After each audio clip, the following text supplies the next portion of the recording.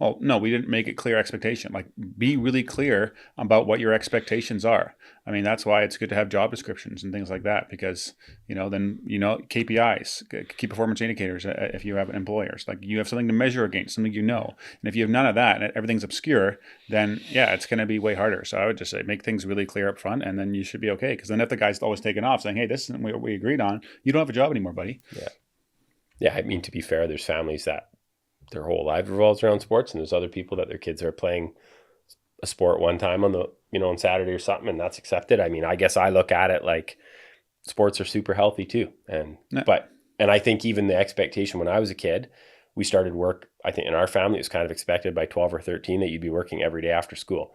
Well, I don't think that's the expectation now of a lot of families. There's lots of families that do, but there again, that's going to really differ from family to family, with the maturity of the kid, where they work and live in relation to where the work is, all these things, right? Yeah. So, and it's not like there's like a Bible answer to that. There's no black and white. No, it's just like every person's values are a little bit different. But it is interesting. It ties into another a comment that I put in the show notes. But it's like the idea of kicking your kids out when they're in their early 20s. It all ties in. It's another thing that Marie and I talked about today. Taking your kids out or kicking them out? Oh, kick them out of the house. Yeah, the note is kick your young adults out. Young adults, kick them out.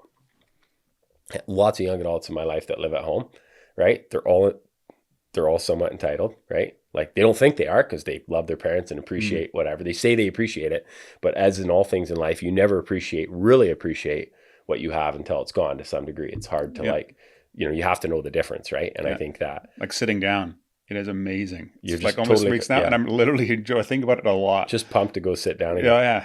Okay, interesting. But just the idea of like, hey, if you start your kids working when they're really little, right? With little things, like just little chores, and you have that expectation of, hey, this is what you do. As part of our family, you empty the dishwasher, and Marie's phenomenal at it. Like she's got these kids, we got a chore sheet. Then we have another sheet where it's like, hey, these are the money. You actually want to make money? These are the things you got to do, right? Yeah. And just setting up this healthy, not big deal, but just little things where you're over the years, you're kind of like, hey. But I think that's different than kicking your kids out at a certain age, because like. No, it's all part of it. It's part of the journey of teaching someone to be an adult and be responsible. But you can still work really hard and live at home. Like if you think a different. You better be paying a lot of rent then.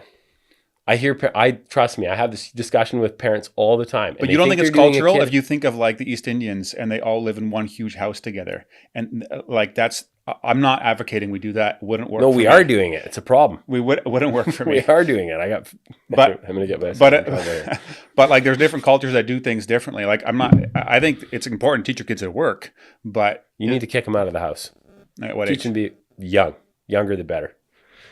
Younger the better. I mean, I was kicked out, like, not by my choice, really young because of my behavior, but that's a whole nother story, just a disaster. But like, even that experience, like, just learn to. Yeah, I mean, I think listen. Everybody looks back and they look at even at other cultures and they think of or they look back. For me, I'm reading the Bible, looking at like the 12-year-old who was king, and I'm thinking, okay, like how far are we fallen, right? Like this guy can't even pay his phone bill on time, and he's 25, right? But just like. It's because we've lowered the bar and we've gotten into the space where it's like, no, like set the standard. And there again, every child's different. Children have challenge. I get all that, right? In our home, there are going to be kids that have totally different expectations, right? Yeah. But I just think this idea of like, 24 years old and, they're barely paying rent or they're paying $300 a month. They're just not, and then there's conflict. So if there's no conflict and everybody's living in harmony, hey, fair enough. Yeah. But I just think teach someone. They're going to be more motivated to, work harder. They're going to be more motivated to better themselves. Like there's just a lot. If you're living almost for free, it's like, well, what motivation do you have to go from, Yeah, you have to have that motivation. Yeah. And there's, we have to teach our kids these things. Like they're not going to happen by themselves. There's a really good book I'm reading called Raising a Modern Day Knight, a father's role in guiding his son to authentic manhood.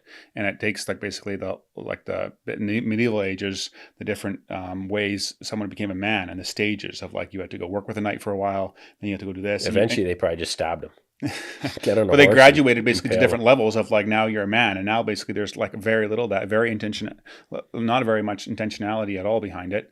But we gotta prepare our kids for the world. I was explaining to my boys at supper time the other day about get ready for there's going to be many trials and sorrows in this world.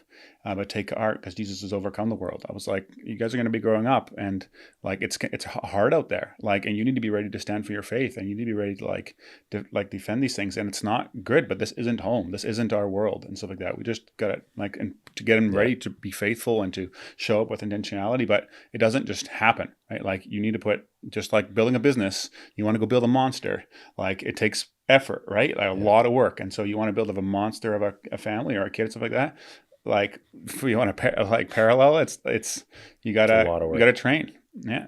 And when we haven't been trained ourselves necessarily on these things, it's even difficult. harder. It is difficult. Yeah. And you'll be told 1,000 different things, right? If we're relying on culture or even just other people all the time. Yeah, we're like right? a podcast. Hey guys, if you enjoy that episode and were blessed by it, would you be willing to support the show? That would help a lot in creating more content, improving the quality of the content, bringing the production value, getting more guests on, and me being able to spend more time and energy towards it. So if you're interested in doing that, you can click up here and it'll take you to a support page. But you can also subscribe to the podcast by clicking over here and doing that. Thanks again for listening, and I'll catch you on the next one.